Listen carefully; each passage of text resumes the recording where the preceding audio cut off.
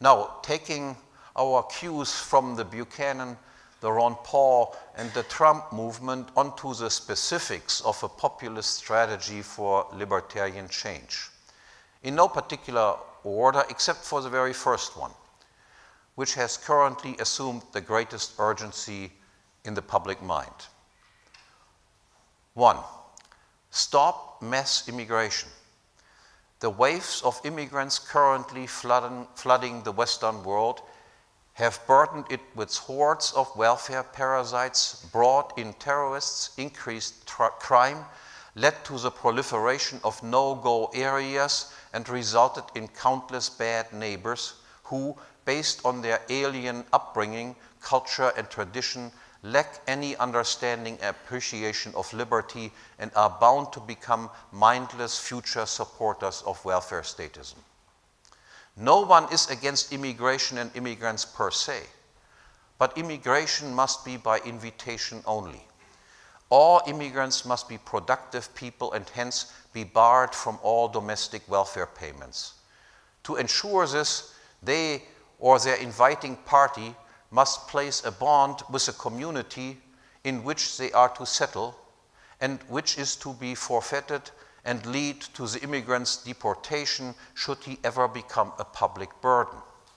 As well, every immigrant inviting party or employer should not only pay for the immigrant's upkeep or salary, but must also pay the residential community for the additional wear and tear of its public facilities that is associated with the immigrant's presence, so as to avoid the socialization of any and all costs incurred with his settlement.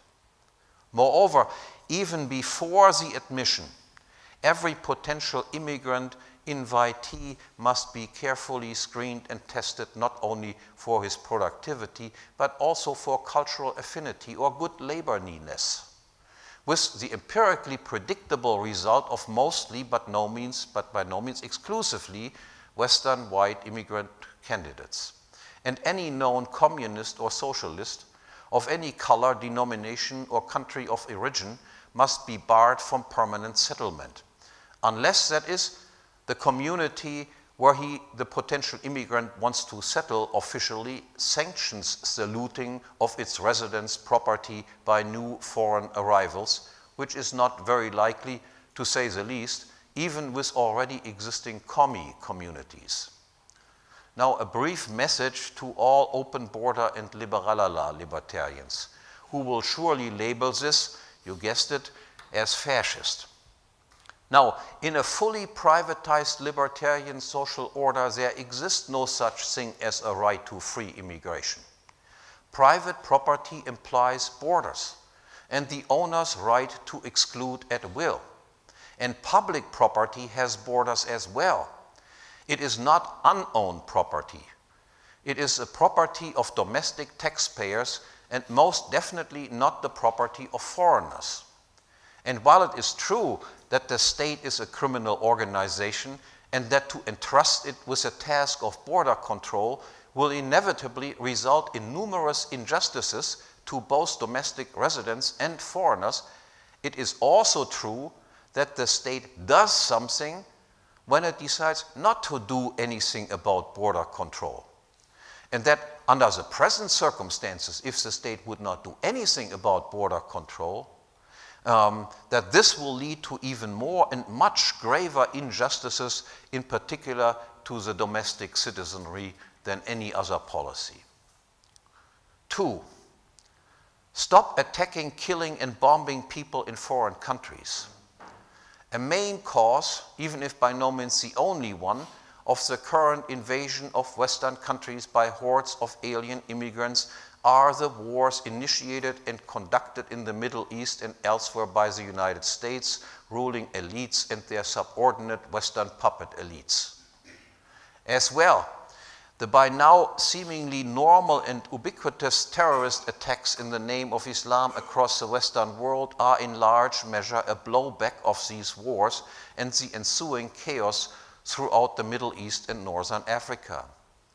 There should be no hesitation on our part to call these Western rulers responsible for this for what they really are, murderers or accessories to mass murder. We must demand and cry out loud instead for a foreign policy of strict non-interventionism.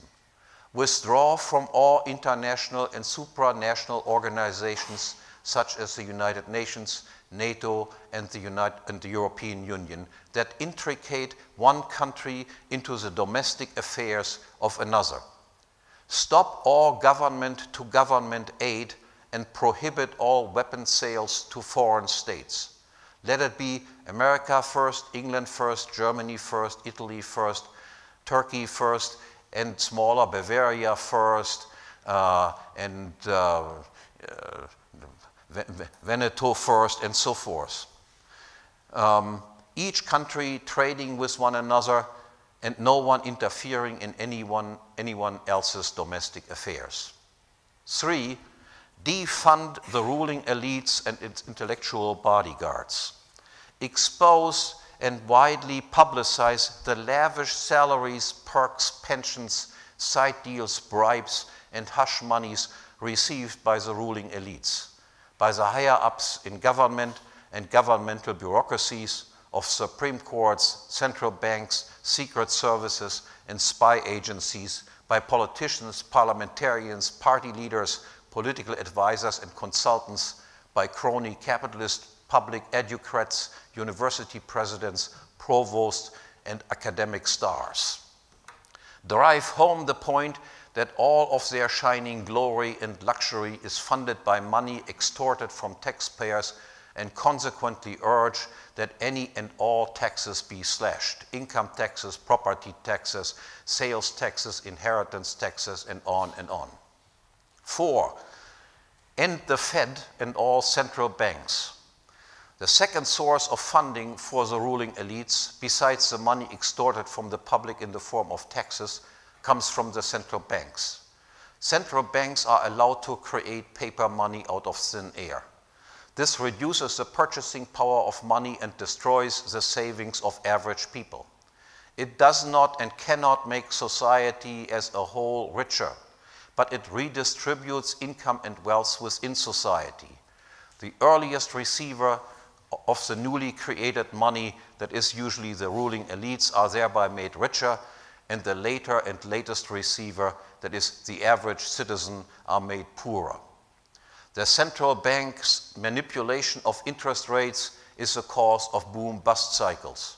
The central bank permits the accumulation of ever greater public debt that is shifted as a burden onto unknown future taxpayers or is simply inflated away. And as a facilitator of public debt, the central banks are also the facilitators of wars. This monstrosity must end and be replaced by a system of free, competitive banking built on the foundation of a genuine commodity money such as gold and silver. 5, abolish all affirmative action and non-discrimination laws and regulations. All such edicts are blatant violations of the principle of the equality before the law that, at least in the West, is intuitively sensed and recognized and as a fundamental principle of justice. As private property owners, people must be free to associate or disassociate with others, to include or to exclude, to integrate or to segregate, to join or to separate, to unify and incorporate or to disunite, exit, and secede. Close all university departments for Black, Latino, women, gender, queer studies, and so forth as incompatible with science and dismiss its faculties as intellectual impostors or scoundrels.